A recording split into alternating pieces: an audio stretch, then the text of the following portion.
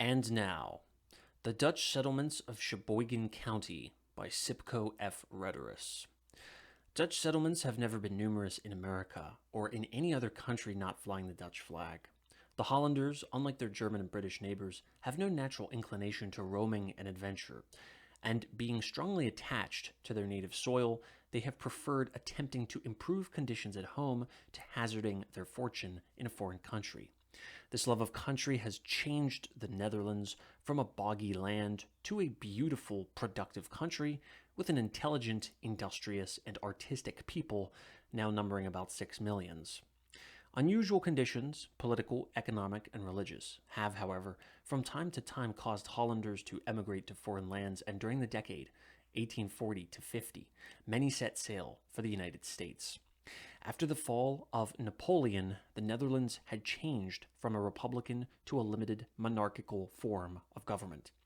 Belgium reunited with Holland under the name of Kingdom of Netherlands, with William I, son of the former Dutch stadtholder, as king. The union was not successful, and the rebellion of 1830, which resulted in the separation of Holland and Belgium, necessitated large armies, which William I kept up for years in the hope of reconquering Belgium. Then in 1825, an inundation of the ocean swept away the dikes, devastated the land, and left thousands homeless and without resources. With the abdication of William I and the accession of his son, William II, conditions did not improve. War and flood turned the thoughts of the suffering lower and middle classes to emigration, and the period from 1840 to 1850 saw the great exodus of Dutch to America. Religious difficulties arising at this time also caused the emigration of several distinct groups. With the separation of Holland from Spain came separation from the civil and religious rule of the Catholic Church and the adoption of the Reformed Church by the state. The Dutch Reformed Church was Calvinistic in doctrine and Presbyterian in government. German philosophy and French liberalism gradually influenced the lives of members of the state church, and the monarch and other governmental officers being friendly toward the new thought. The church synods permitted certain changes in the service and doctrine. Again and again, the Orthodox party tried to overthrow the new order, and after many failures in such attempts, left the established church to form a separate ecclesiastical body called the Free Separate Reformed Church. The civil government, fearing that civil revolution would follow this religious upheaval, opposed the new church, forbade meetings, and fined ministers. With the accession of William II, the organization was recognized as a corporate body, but many restrictions were imposed upon it, and financial aid granted other denominations was refused it. A large number of the separatists gladly accepted the terms imposed, but others, smarting under the restrictions and foreseeing no relief in the near future, resolved to emigrate to America. 3 separate parties, each under a prominent minister, were formed for the purpose of founding settlements in the United States. Reverend R.C. von Ralta led his people to the eastern shore of Lake Michigan, where they founded settlements which later came to be among the prosperous communities of Michigan. Among them are Holland, where Hope College was founded, Grand Haven, Muskegon, and Grand Rapids. Under Reverend H.P. Schulte, a party of Dutch immigrants went to southern Iowa and settled a large tract of land purchased from the government. The city of Pella, where Central College is located, is the center of a number of communities, all of which have prosperous industries and beautiful churches of the Reformed faith. The party led by Reverend P. Zona secured by purchase from the government a section of country bordering on Lake Michigan, some 20 miles south of the present city of Sheboygan. The settlers arrived in the spring of 1847 after a stormy voyage across the Atlantic, making the journey inland by way of the Hudson River, Erie Canal, and Great Lakes. In settling this region, the Zonne party had been preceded by other Dutch families. In 1844, Lawrence Zuvelt and his family settled in a locality 4.5 miles northwest of what later became the Zonne settlement, and in 1846 they were joined by G.H. Kultze and John Boland and their families. A tragic event marked the growth of this settlement. In 1848, the Mayflower, filled with immigrants to Wisconsin, including many Hollanders, had proceeded as far as Sheboygan when fire was discovered. When, in spite of the crew's efforts, the flames seemed to be gaining headway, a panic ensued and many lost their lives in the fire or in the water. Others were landed in pitiful condition on the shores of Wisconsin. 3 Hollanders, Wilterdijk, Unk, and Rensink, by name, were among those rescued. Wilterdijk had lost his wife and 6 children in the catastrophe.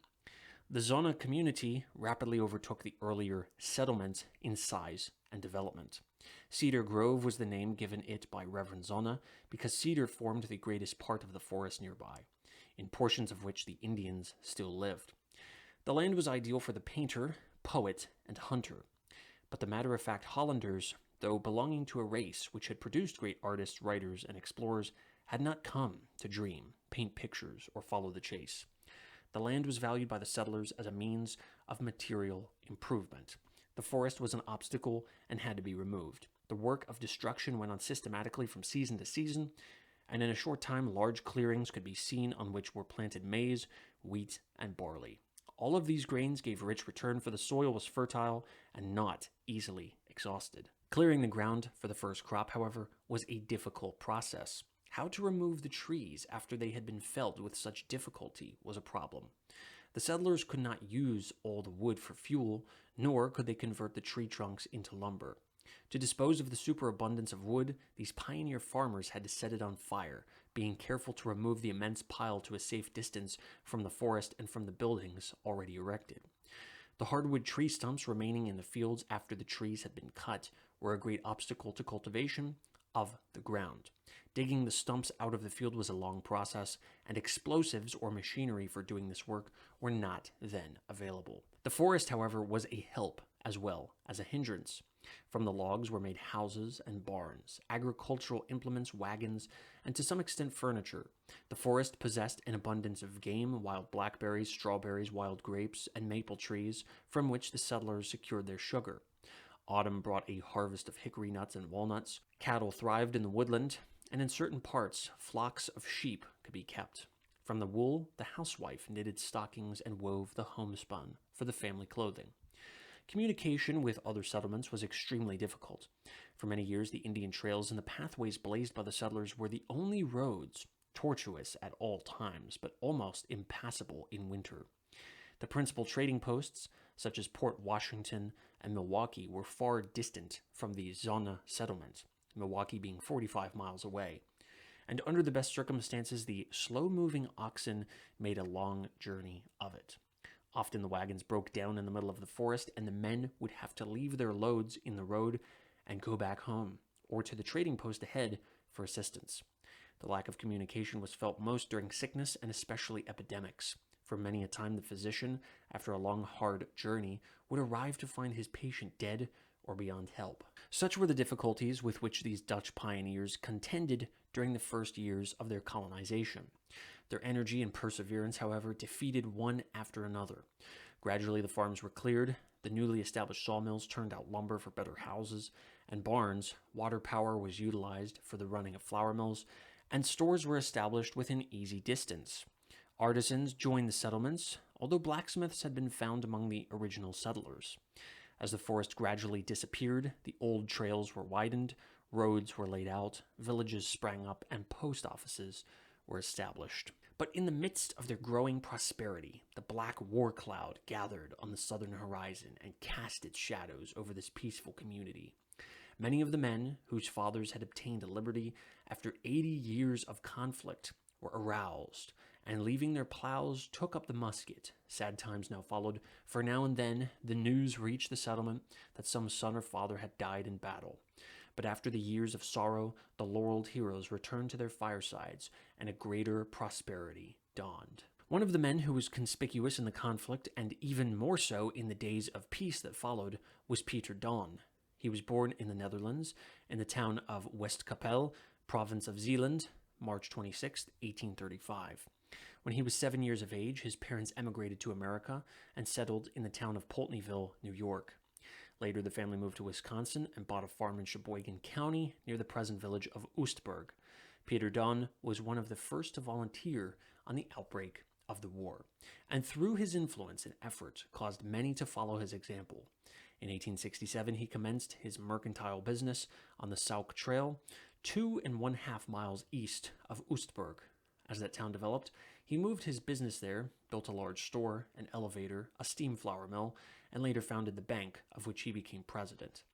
He held that office until his death. The people, having confidence in his ability and good judgment, several times elected him president of the town. For years, he held the office of Justice of the Peace, and because of his amicable manner of settling disputes, he won the title among the people of the Peacemaker. As a young man, he became a member of the Presbyterian Church and later was made an elder, an office which he held until he died. Several times, his presbytery elected him delegate to the higher ecclesiastical councils. In 1873, he was chosen a member of the Wisconsin Legislative Assembly. His death occurred June 14, 1914. After the Civil War, the settlements entered a period of prosperity greater than any experienced before.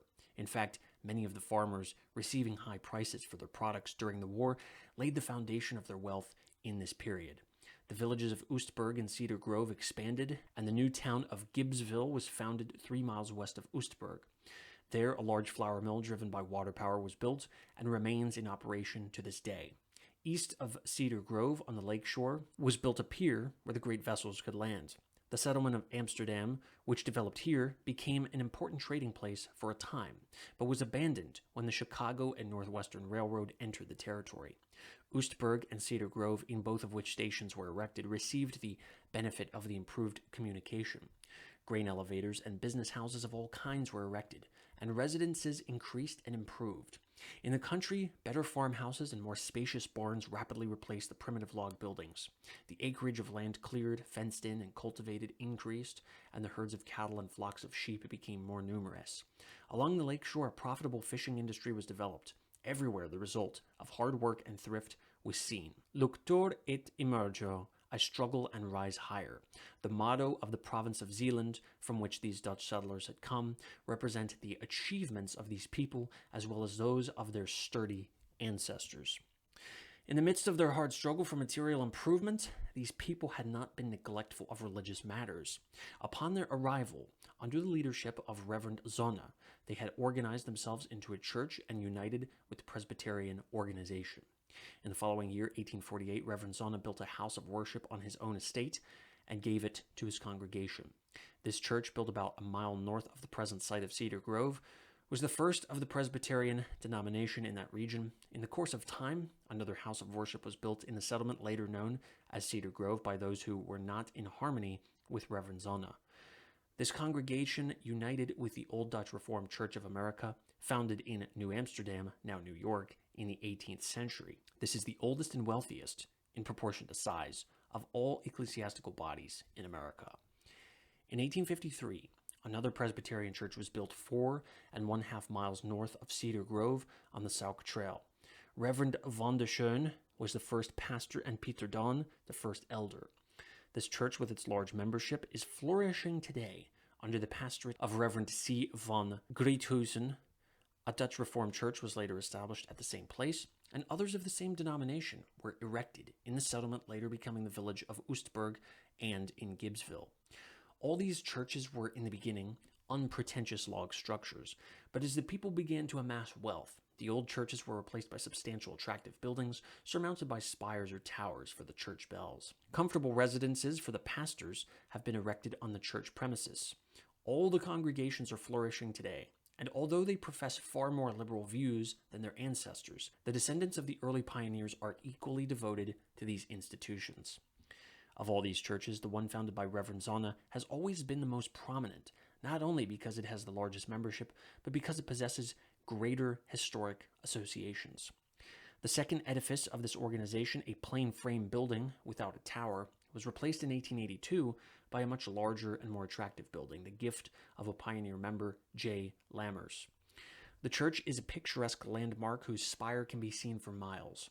The interior has been considerably improved of late, and a pipe organ has recently been installed.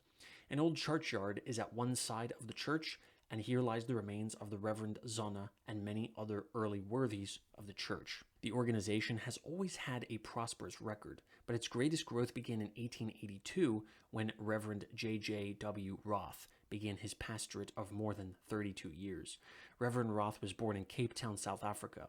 There he received his collegiate training, and later, coming to America with his father, he studied theology at the McCormick Institute at Chicago, where he was graduated and ordained in 1878. After serving two small churches in Minnesota and Wisconsin, he became pastor of the Presbyterian Church at Cedar Grove. During the first year of his ministry, the present church was built, and under his pastorate, the congregation became strong and prosperous. Since the young people had become deficient in the language of their fathers, the introduction of English into the services had become a necessity. Dr. Roth, educated to both languages, preached to his people in both tongues. On May 1st, 1914, Dr. Roth was stricken by apoplexy and remained unconscious for some days. Although he recovered consciousness, he lost the power of speech and the use of his limbs and was compelled to end his active services. Since his illness, he has lived in retirement in Cedar Grove. Dr. Roth is a man of scholarly attainment, being proficient in Hebrew, Latin, and Greek, and an artist of some ability.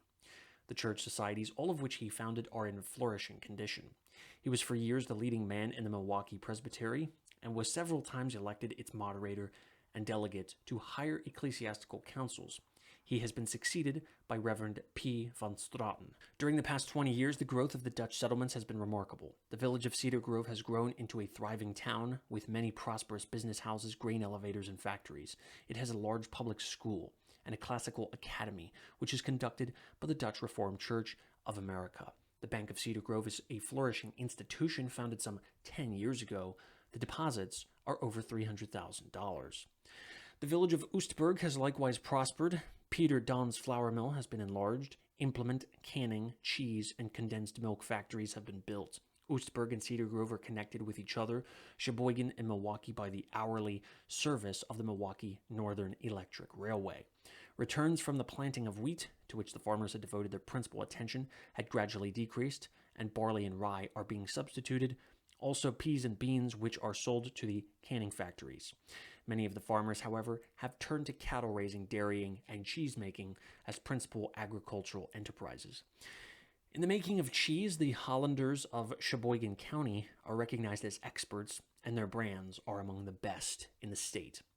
Always interested in intellectual progress, the Dutch settlers have built and supported excellent schools, and many are sending their sons and daughters to colleges. Materially, these people have prospered since the first band of settlers began to hew down the forest in 1847. The thoroughness with which they did cut down all timber is being regretted at present by those who possess land bare of all but a few trees. This generation, however, is planting trees which, it is hoped, will soon remedy that great defect. In customs and manner of thinking, the new generation differs greatly from the pioneers who started to develop the country. Their language is fast disappearing in public and in the homes, for only in the church is Dutch even partly used. This may be due to the similarity between the Dutch and the Anglo-Saxon languages, which have a common factor in the Frisian tongue. The similarity of tongues, and in addition of the political, religious, and economic struggles of the Dutch and the English settlers in America, has caused the Dutch to be readily absorbed into the earlier population. The special characteristics, in addition to those common to both English and Dutch, make the Dutch element one of the most valuable in the state of Wisconsin.